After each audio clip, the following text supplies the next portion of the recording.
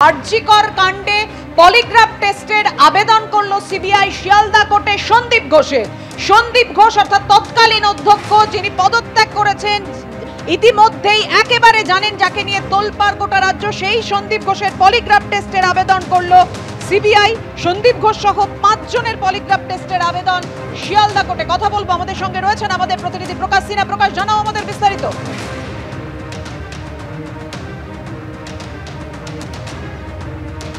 সন্দীপ ঘোষ এবং আরো 4 জন চিকিৎসক যারা সেই রাতে আরজিকর হাসপাতালে ছিলেন তাদের কিন্তু পলিগ্রাফ টেস্ট করানোর জন্য আবেদন জানানো হয়েছে।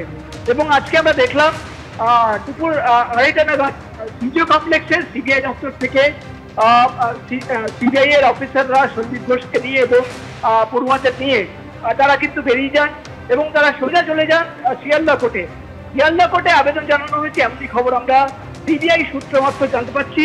এবং যেটা সিবিআই সূত্রের খবর যে যেহেতু তারা মনে করছে গত কয়েকদিন ধরে জিজ্ঞাসাবাদে যখন প্রক্রিয়া চালানো হয়েছে তারা মনে করছে যে সন্দীপ ঘোষ এবং এই 4 জন পড়ুয়ারা যারা চিকিৎসক তারা কিন্তু তথ্য গোপন করছে, বিভ্রান্ত করার চেষ্টা করছে এবং সঠিক তথ্য। হ্যাঁ প্রকাশ, তুমি আমাদের সঙ্গে থাকো। আপনাদের জানিয়ে রাখি, আরজিকর কাণ্ডে সন্দীপ ঘোষের পলিগ্রাফ টেস্টের আবেদন জানালো সিবিআই শিয়ালদা আদালতে। সন্দীপ ঘোষ সহ 5 জনের পলিগ্রাফ টেস্ট যাতে করা যায় সেই কারণে আবেদন জানালো সিবিআই শিয়ালদা আদালতে।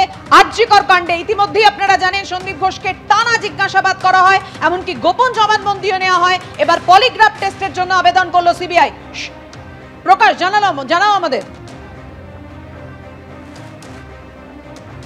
না দেখো, তোমাকে বলে দিব, গোপন জবানবন্দি নেওয়া হয়নি।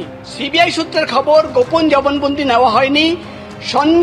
সঞ্জয় রায়ের পলিগ্রাফ টেস্টের আগেই আবেদন জানানো হয়েছিল।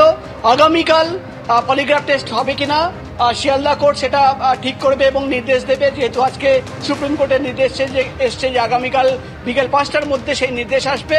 কিন্তু তার মধ্যেই আমরা দেখলাম আজকে সিবিআই এর তরফে সন্দীপ ঘোষ এবং আরো 4 জন চিকিৎসক যারা কিন্তু সেই রাতে আরজিকর হাসপাতালে ডিউটি করছিল, এই 5 জনকে নিয়ে তারা শিয়ালদা কোর্টে পৌঁছে যান। এবং যেটা সিবিআই সূত্রের খবর, তারা আদালতে আবেদন জানিয়েছেন যে এই 5 জনের পলিগ্রাফ টেস্ট তারা করাতে চান।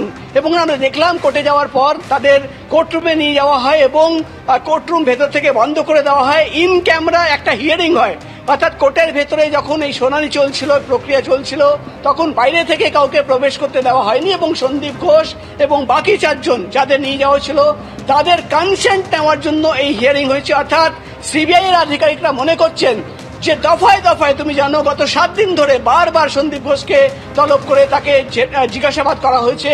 এবং তারপরেই কিন্তু যেটা সিবিআই সূত্রের খবর, তারা মনে করছিলেন যে গোটা যে একাধিক প্রশ্ন রয়েছে তার উত্তর খুঁজে পাওয়া যাচ্ছে না। এবং সন্দীপ ঘোষ কোথাও না কোথাও তারা মনে করছেন তথ্য গোপন করছেন, বিভ্রান্ত করার চেষ্টা করছেন।